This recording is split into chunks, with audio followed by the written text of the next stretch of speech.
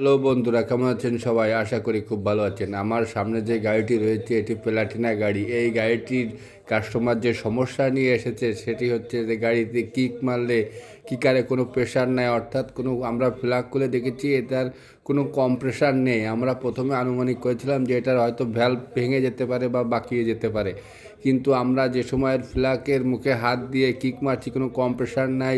এই জন্য আমরা প্রথমে টাইমিং কভারটি খুলতে গেছি, কিন্তু আমরা খুলতে গিয়ে যা দেখেছি তা খুব চক্ষু চড়ক গাছ হয়ে গেছে। কারণ এই প্রথম আমি দেখলাম যে কোনো সিটি 100 প্লাটিনা গাড়ির টাইমিং চেন খুব মোটা এবং শক্ত হয়, এটা ছিঁড়ে যায় এই প্রথম দেখলাম। কারণ এর এই যে টাইমিং চেন লুজ হয়ে গেলে টাইমিং চেনের একটি অ্যাডজাস্টার রয়েছে, এটাকে টাইমিং চেনের যে অ্যাডজাস্টার রয়েছে এটা হচ্ছে একেবারে অ্যাকুরেট, লুজ হয়ে গেলে এটা ঠেলে দিয়ে দিয়ে টাইট করে দেয়, এবং এর যে সময় একেবারে টাইট হওয়ার জায়গা না থাকে তখন এটা ঝরঝর করে আওয়াজ হয়। গাড়ির মালিক বুঝতে পারে যে গাড়িটিতে কোনো সমস্যা আছে, আমাদের কাছে আসলে আমরা বলি টাইমিং চেন নষ্ট হয়ে গেছে।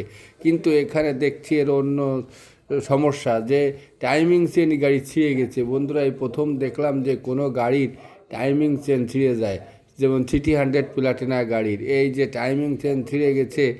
আসলেও এটা খুব দুঃখজনক ব্যাপার, কারণ কাস্টমার কোথাও ঘুরতে গেছিলো, তখন দেখে যে গাড়িতে আর স্টার্ট হচ্ছে না, যে গাড়িটি টাইমিং চেন ছিঁড়ে গেছে। টাইমিং চেন ছেঁড়া আসলে এটা খুব দুঃখের ব্যাপার। এটা কখন কোনো সময় হয়তো হয় না, যদিও তার কপাল খারাপ, এই কারণে টাইমিং চেনটি ছিঁড়ে গেছে। এই দেখেন বন্ধুরা, আমরা যে বের করছি টাইমিং চেনটি, এই দেখেন যে টাইমিং স্পকেটটি বের করে, এবং টাইমিং চেনে আর এক মাথা, ওর যে অন্য মাথা সেই মাথাটি ইঞ্জিনের ক্র্যাঙ্কশাফটের পেনিয়ামের সাথে জড়িয়ে গেছে। ভিডিওটি ভালো লাগলে চ্যানেলটিকে সাবস্ক্রাইব করে দেবেন। ধন্যবাদ।